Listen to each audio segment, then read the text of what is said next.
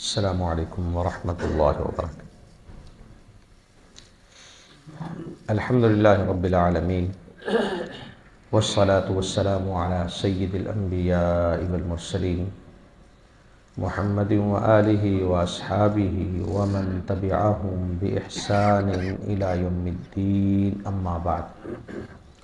اعوذ باللہ من الشیطان الرجیم۔ وَلَقَدْ عَلِمُوا لَمَنِ اشْتَرَاهُ مَا لَهُ فِي الْآخِرَةِ مِنْ خَلَاقٍ، اور البتہ تحقیق انہوں نے یہ بات جان لی تھی یا وہ جانتے تھے، لَمَنِ اشْتَرَاهُ کہ جو شخص بھی جادو کو خریدے گا، ما لہو فی الآخرۃ نہیں ہے اس کے لیے آخرت میں من خلاق کچھ حصہ، وَلَبِئْسَ مَا شَرَوْا بِهِ أَنفُسَهُمْ اور البتہ وہ چیز بہت بری ہے جس کے ذریعے انہوں نے، جس کے عوض میں انہوں نے اپنے آپ کو بیچ ڈالا، لو کانوا یعلمون کاش کہ وہ اس بات کو سمجھ لیتے، ولو انہم آمنوا اور اگر وہ ایمان لے آتے، واتقوا اور تقوی اختیار کرتے، لمثوبۃ من عند اللہ خیر تو تھوڑا سا ثواب بھی اللہ کے ہاں بہت خیر کی چیز ہے، بہت بڑی چیز ہے، لو کانوا یعلمون کاش کہ وہ اس بات کو جان لیتے۔ تو اب جادو کرنے کے جو اخروی نقصان ہیں ان کی طرف اللہ تعالیٰ نے اشارہ فرمایا، وَلَقَدْ عَلِمُوا لَمَنِ اشْتَرَاهُ مَا لَهُ فِي الْآخِرَةِ مِنْ خَلَاقٍ اور البتہ تحقیق وہ اس بات کو جانتے تھے کہ جو شخص بھی جادو کو خریدے گا، یہ مطلب نہیں ہے کہ جادو مفت مل جائے تو پھر ٹھیک ہے، یعنی انسان جو بھی چیز حاصل کرتا ہے وہ اصل میں خریدنا ہی ہوتا ہے کہ اس کے عوض میں آپ کو کچھ نہ کچھ دینا پڑتا ہے، اور جس چیز کے عوض میں کچھ نہ کچھ دینا پڑے وہ خریدنا ہی ہوتا ہے۔ تو جس بندے نے جادو لیا اس نے ایمان بیچ ڈالا، اس نے اللہ کی رضا کو بیچ ڈالا، اس نے اپنی آخرت خراب کر لی، اپنی عاقبت کو بیچ ڈالا، تو گویا کہ اس نے ان ساری چیزوں کے عوض میں کیا خریدا؟ جادو۔ تو اللہ فرماتا ہے جس نے جادو خریدا اس کا آخرت میں کوئی حصہ نہیں ہے۔ کوئی حصے کا مطلب کہ اس کے لیے آخرت میں جنت نہیں ہے، اس لیے کہ جادو کرنے سے، کروانے سے، سیکھنے سکھانے سے آدمی کافر ہو جاتا ہے، اور یقینی بات ہے کہ کافر جنت میں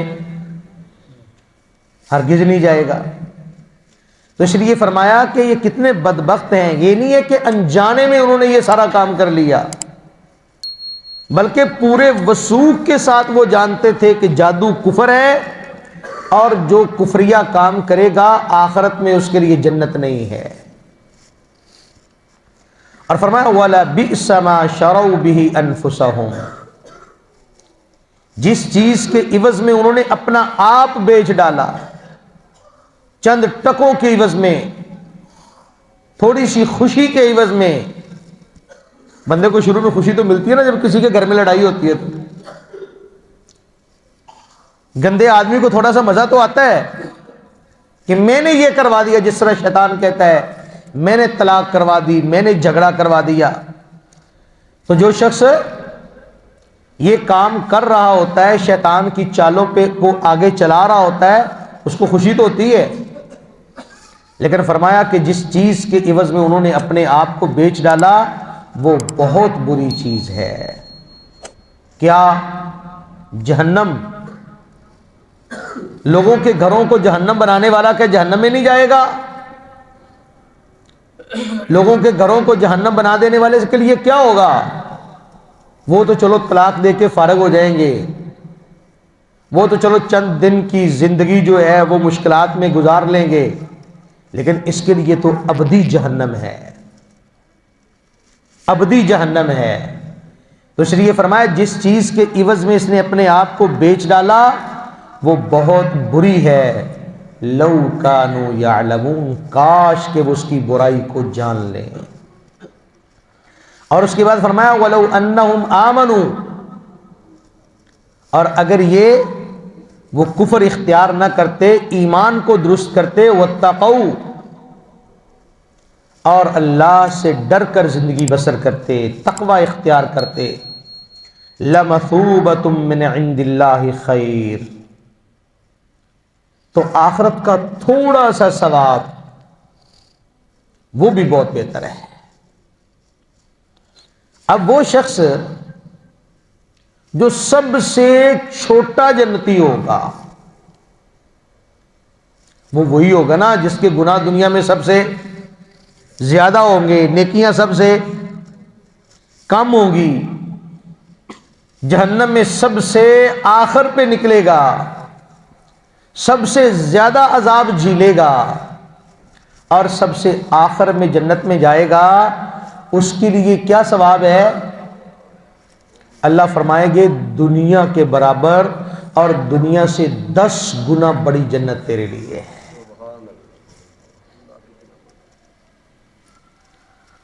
تو سب سے کم تر جنتی کے لیے، سب سے چھوٹے جنتی کے لیے اس کائنات سے، اس دنیا سے 10 گنا بڑی جنت ہے۔